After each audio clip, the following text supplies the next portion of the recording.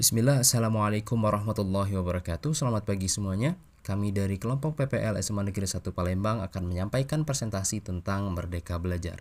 Selamat menyaksikan. Assalamualaikum warahmatullahi wabarakatuh. Nama saya Miftahun Najah Rita Pertama. Di sini saya akan menjelaskan tentang kebebasan peserta didik dalam menentukan tujuan pembelajaran.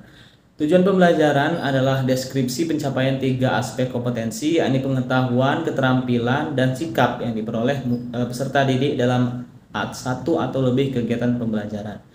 Tujuan pembelajaran ini disusun dengan memperhatikan eviden atau bukti yang dapat diamati dan diukur pada peserta didik, sehingga peserta didik dapat dinyatakan mencapai suatu tujuan pembelajaran. Penulisan tujuan pembelajaran sebaiknya memuat dua komponen utama, yakni kompetensi dan lingkup materi.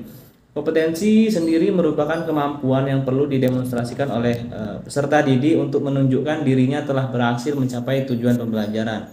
Sedangkan lingkup materi merupakan konten dan konsep utama yang perlu dipahami pada akhir suatu unit pembelajaran. Selanjutnya, maksud dari siswa peserta didik bebas menentukan tujuan pembelajaran. Itu setiap awal pertemuan peserta didik diberikan pertanyaan seperti apa yang mau kalian capai di pelajaran kali ini? Ingin mengerti tentang apa? Contohnya kegiatan pelajaran naratif teks. Ketika guru memberikan pertanyaan pemantik, guru menanyakan, jadi dari pertanyaan pemantik tersebut apa yang akan kita pelajari? Teks, tentang naratif teks. Nah, nanti guru menyebutkan tujuan pembelajarannya apa, setelah itu guru menanyakan lagi kepada siswa, sudah mengerti dari apa yang disampaikan oleh saya? Kegiatan pembelajarannya juga seperti ini. Sekarang giliran kalian ingin dapat apa pada kegiatan pembelajaran hari ini, ingin mengerti tentang apa dan apa yang ingin kalian capai di pembelajaran pada pertemuan kali ini. Baiklah, itu saja yang dapat saya sampaikan. Selanjutnya akan dijelaskan oleh teman saya. Assalamualaikum warahmatullahi wabarakatuh. Perkenalkan, nama saya Mutiara Zakia. Saya akan melanjutkan menjelaskan mengenai materi pendidikan yang berpihak pada peserta didik dan memerdekakan peserta didik dalam pendidikan abad 21 yang kami temui di SMA Negeri 1 Palembang, tempat PPL kami. Pendidikan yang memerdekakan peserta didik dapat dilihat juga dari, yaitu diberikan kesempatan kepada peserta didik untuk memilih sumber belajarnya, yaitu mereka atau peserta didik merdeka dalam hal mendapatkan atau mencari sumber belajar. Seperti contohnya, peserta didik dapat mencari materi pembelajaran bukan hanya dari buku saja, tetapi juga mereka bisa mendapatkannya melalui tanya atau diskusi bersama guru ataupun teman sejawat.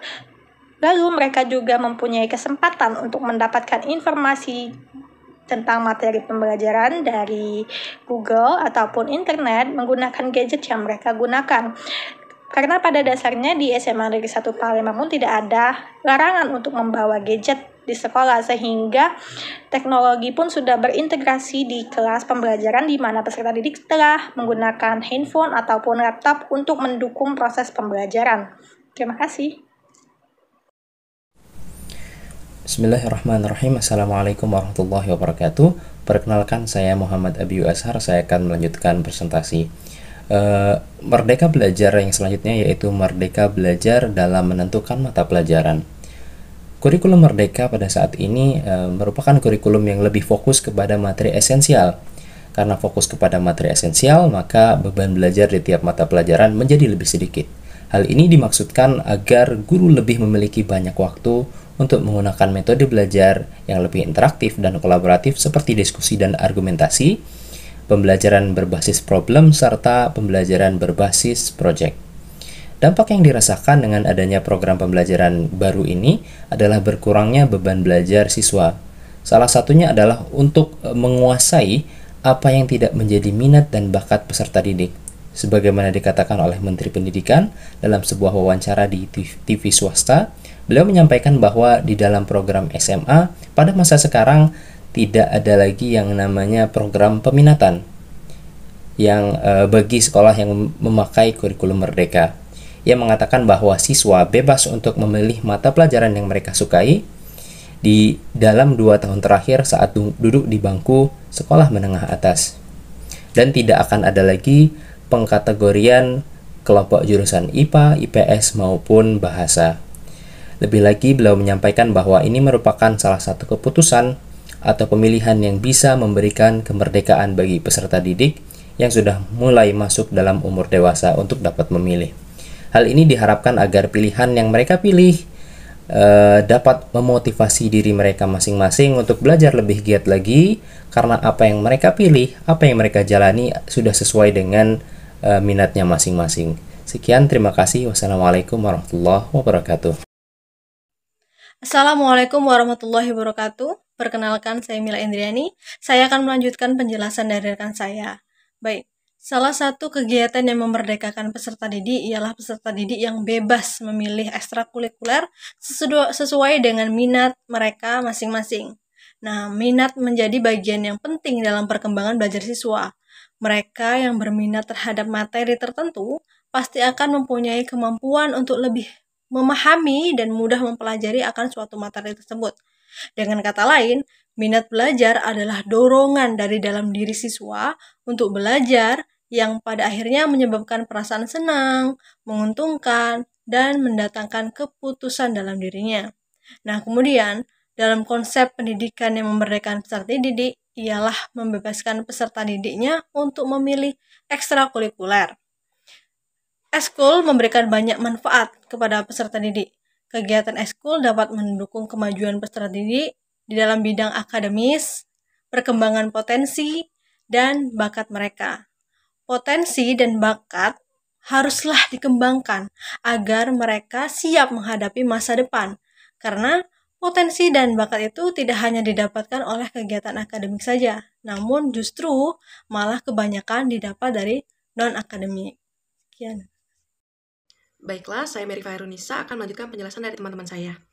Kurikulum Merdeka dilakukan dalam rangka memulihkan pembelajaran melalui pembelajaran bermakna, menyenangkan, dan relevan sesuai dengan karakteristik satuan pendidikan, sehingga terwujudnya pelajar Pancasila yang bernalar kritis, kreatif, mandiri, beriman, bertakwa pada Tuhan Yang Maha Esa, dan berakhlak mulia, bergotong royong, serta berkebinekaan global.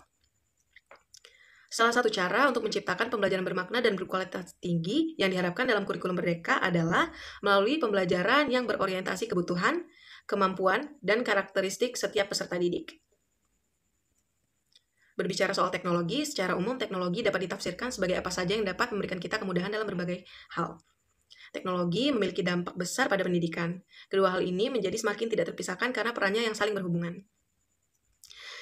Teknologi dapat dijadikan alat oleh pendidik untuk mempermudah proses pendidikan. Selain itu, peserta didik juga dapat menggali lebih banyak pengetahuan dan melakukan proses pembelajaran yang berbeda. Pembelajaran di kelas dapat dibuat lebih menyenangkan dengan menerapkan inovasi pembelajaran yang didorong oleh kehadiran teknologi. Pada era digitalisasi saat ini, hampir semua akses informasi dapat ditemukan di dunia maya, baik mengakses sebuah laman maupun aplikasi. Dengan memanfaatkan teknologi, dapat menjangkau serta distribusi kebijakan lebih luas, serta optimalisasi implementasi kurikulum Merdeka melalui proses pemanfaatan teknologi dapat menjadi pilihan guru untuk melaksanakan pembelajaran diferensiasi di dalam kelas. Berbagai cara penggunaan teknologi dapat membuat produk atau konten pembelajaran di antara lain penggunaan video pendidikan, pembelajaran audio, multimedia interaktif, VR, dan AR. Dalam konteks teknologi pendidikan, media atau bahan sebagai sumber belajar merupakan komponen sistem pembelajaran di samping pesan, orang, teknik, konteks, dan perangkat. Nah, media dalam proses perkembangannya hadir dalam berbagai jenis dan format. Misalnya dalam bentuk cetak, film, televisi, video, radio, audio, komputer, internet, dan lain-lain. Dengan karakteristik dan kelebihan serta kekurangannya masing-masing. Ekosistem implementasi kurikulum Merdeka memberikan ruang pada pemanfaatan teknologi dan media untuk memberikan ruang fleksibilitas bagi satuan pendidikan dalam membuat kurikulum operasional yang kontekstual, sehingga pembelajaran yang diterapkan sesuai dengan kebutuhan belajar peserta didik. Juga bisa mendorong sekolah, guru, dan orang tua untuk menciptakan lingkungan belajar yang lebih mandiri, inovatif, dan kreatif. Sehingga diharapkan peserta didik lebih percaya diri, lebih bersemangat untuk belajar di sekolah, dan mampu mengembangkan bakat sesuai minat peserta didik. Baiklah, sekian video presentasi dari kelompok kami. Terima kasih. Wassalamualaikum warahmatullahi wabarakatuh.